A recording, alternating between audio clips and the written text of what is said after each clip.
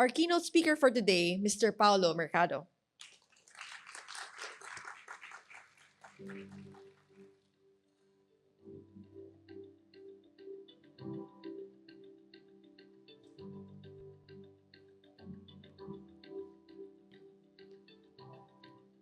Thank you, Carla.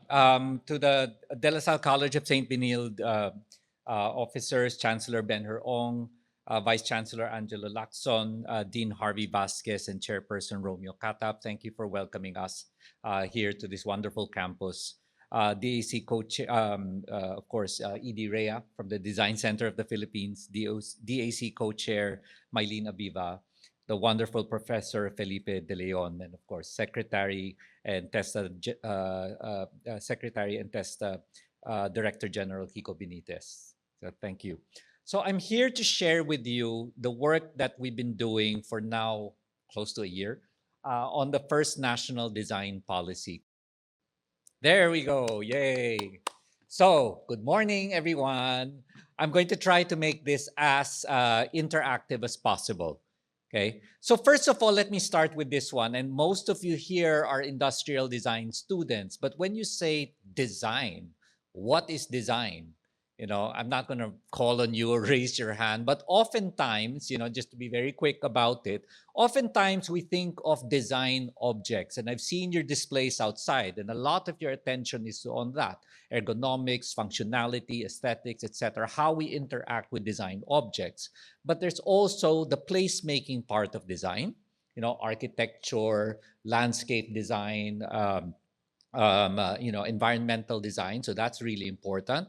There's image making, and image making from graphic design to branding, etc. And then experience. And most of the time, experience now is defined very much in UX and UI design. So these are, let's say, the functional design disciplines. And if you Google best of Filipino design, so the designs of Kenneth Cobonpue and other world-class designers like Neil Felipe also come out very much. So we have this tendency to really look at design from the commercial or the aesthetic side of it. But also, if you Google Philippine design, what is the other thing that you tend to find? Unfortunately, it's not always this side, but it's also this. Design fails. And that is, and everyone knows this story about the PWD ramp that was not designed for a PWD person. And I took this social media post excerpt because it was so clear that it called this out as a failure in design. And it mentions design twice. So there has to be a role of design beyond just image making, place making, object making, and experience making from just a digital context, making a better app. There needs to be a role of design in creating a livable place for people.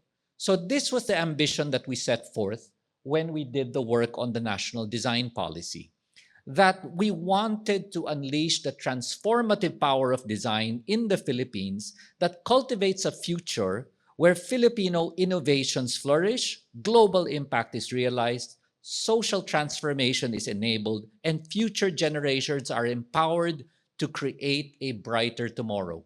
I emphasize innovation because oftentimes we look at design as just the aesthetic part, but actually every innovation at the core is a design solution.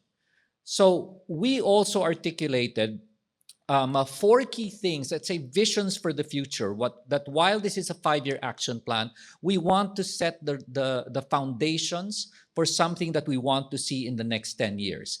10 years from now, by 2035, we want to see the Philippines as a design powerhouse in Southeast Asia, with Philippine design goods, services, and ideas serving as major exports. So we still have an economic impact objective here. And we want this to be a significant contributor to the economy. Second, we want design to be a best practice in business, especially MSMEs. By adopting design thinking, we want design to fuel Filipino innovation and innovative thinking, na hindi lang pagkokopya, pero paggagawa ng bago, to create new things. Third, we want every department in the Philippine government and LGU to have a design mindset or maybe even a design department. So that good design is not just a private sector endeavor, but it becomes a public sector practice as well. Communities in the Philippines is something that we also want to see at the very community level, that Filipinos are empowered through design to make better decisions for their own communities and local areas regarding housing, climate change, disaster recovery, and community development. And last but not least, that we want original Filipino ideas to inspire and galvanize the succeeding generations to design, create, and innovate for a better future overall. So, in short, our policy mission is not just for the design sector itself and for having them create exports that grow the economy. That's an important part of it. But we want design to be something that impacts society as a whole for social good and also become integral as part of our culture. From an economic point of view, we're starting from a very good base. Edie Rea and the team did this study in 2023 called Design Counts, and it counted the value of the design economy, not just design businesses, but the output of design and its contribution to the Philippine economy. And it is 1.2 trillion pesos in value, and that is generated by 700,000 jobs. So it is actually quite significant. If you compare it, it's actually quite, comparative to the BPO sector contribution to the economy. So it's significant already that design contributes so much to jobs, but to added value. But we want more, not only from an economic point of view, but also from a values point of view. A key part of what we want to adopt. So some of you may have seen this already, but I just want to reiterate because we intend to implement it and measure it. This is called the design ladder. In fact, it's the extended design ladder. It was developed by the Design Council of the Danish Design Council more than 20 years ago, in fact, in 2025. And it's mainly the first four levels where they wanted to see how deeply do businesses embed design in the way they work. So level one is design is not even part of their corporate language. Level two is design is aesthetics, palamuti, decoration in the end. Level three is it's part of the process. Oh, we have a new product, we have to adopt design thinking into that. So it's a workflow for them. Level four is where no, design is core to our business strategy. Without design, we have no business. That's Apple, by the way. That's a level four type of design as a strategic business advantage. We want to take it further, and the Australian Design Council actually took it further to two other levels, which is design is not just for business, it is there to create systemic change at a societal level and at the highest level that it is valued by every citizen in the country. That's design as culture. It becomes part of your values. So we are making this part of measuring the impact of the design policy as we implement it. So this is a key part. And as mentioned quite a few times already, the impact is fourfold. The people who work in the design sector, what most of you will be in the near future as designers coming into the workforce, that design sector will impact both private sector in business and the public sector is what we hope also in better policies and programs. And then at the end of it, the benefit is to the consumer or the end user or the general public. So it's a fourfold impact that we have. Professor Felipe had spoken magnificently on values. I would just like to emphasize, and it was a hard choice, to really select what are the values that will inform and guide the national design policy. What was definitely almost a no-brainer is that kapwa needs to be at the core. Quite recently, maybe about 5-6 years ago, Don Norman, who is one of the icons of design, in the world, he actually came up with the term of humanity-centric design. And interestingly, the definition is it's designing not just for the individual, which is at the core of human-centric design thinking. You know, you empathize, but you empathize with the individual need, and then you design. Humanity-centric design takes it a step forward. You design for the community that the individual is in, and you're designing systems changes and not just individual experience or product changes. And it was very funny that they are coming to an insight that apparently has been with Filipinos for millennia already. So kapwa at the core is important. Part of that and integral to that is malasakit, that deep sense of empathy that we have. And I do think we take a stand here against somebody like Elon Musk who says that empathy is a weakness. No, empathy is a superpower. And it is a Filipino superpower, and we have to lean into it. It is not a weakness. May puso, designing with heart, designing with passion. We are not cold designers. We are colorful, we are emotional, and we are we put all of our emotions and our passions in our design. Malikhain, striving to not just copy but to create new things. Madiskarte, knowing that we are not a country of abundance but oftentimes a country of scarcity, and that resiliency is a value, and that ingenuity is something that we must put in our design. Mabusisi, that tactile dimension that Professor Felipe was mentioning, that it is something that we need to put in our designs, and definitely a striving to be the best. Design excellence, mahusay. Now, I'm not going to go through all the details of the design policy, but I would invite you to remember, whoops, it's getting quite ahead of it. Okay, there we go. I invite you to remember just 5 times 2.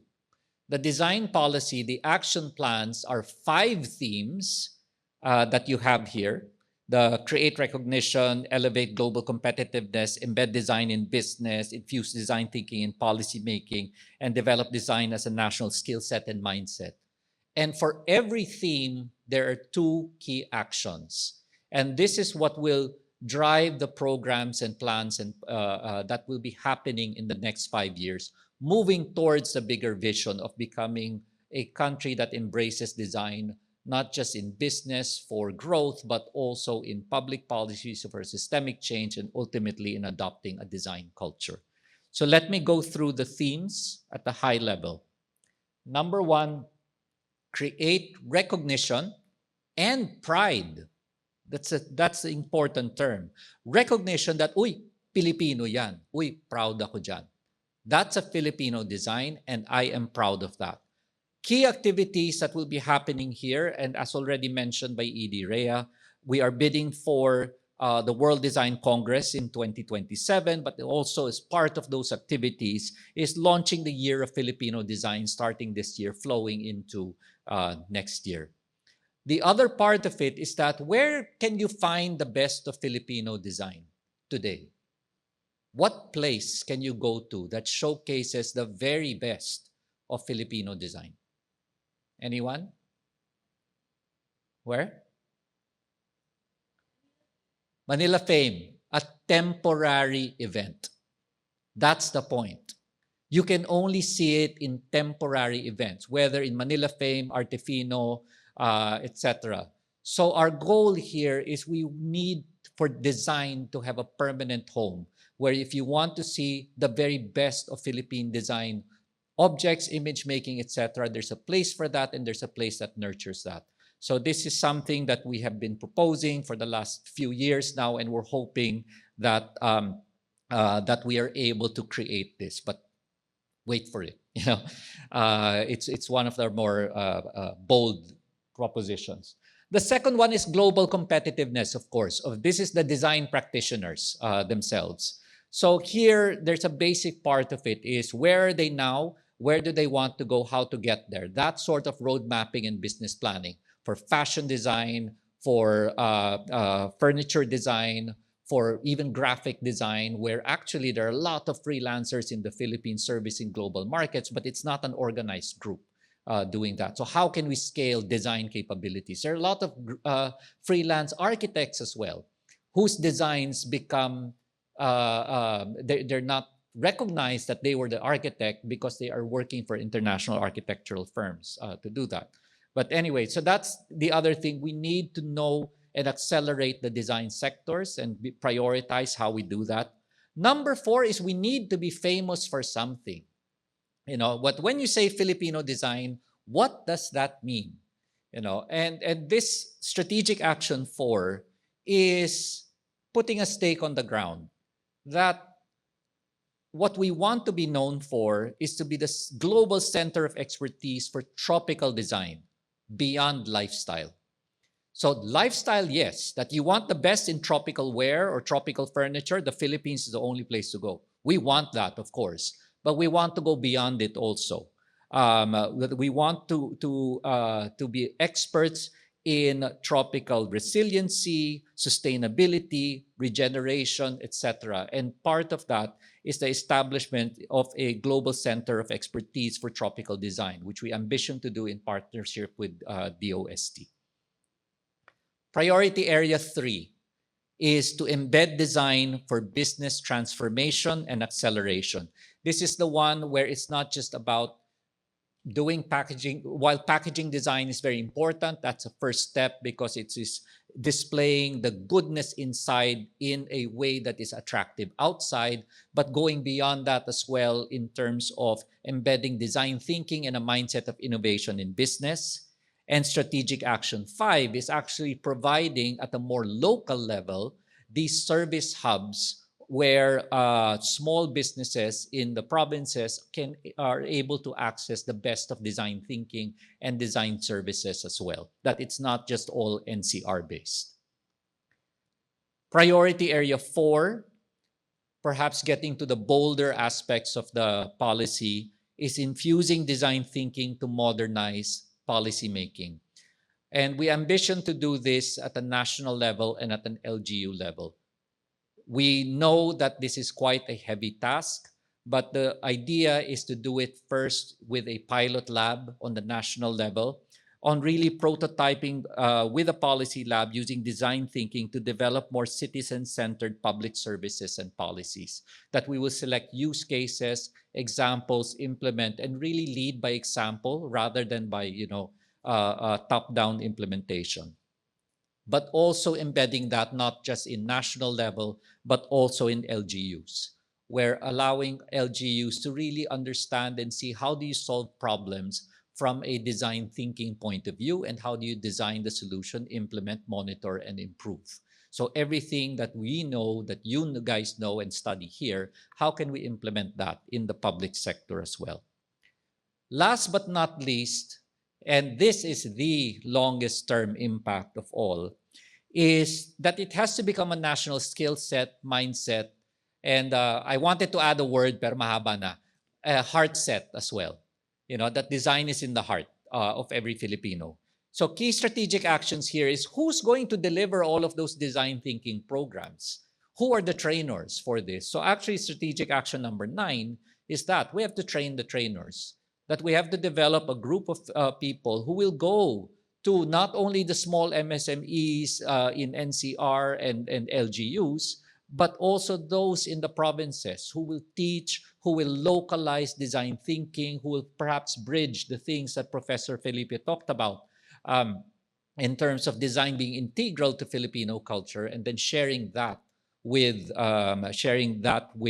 all of the impact audiences that we want to hit.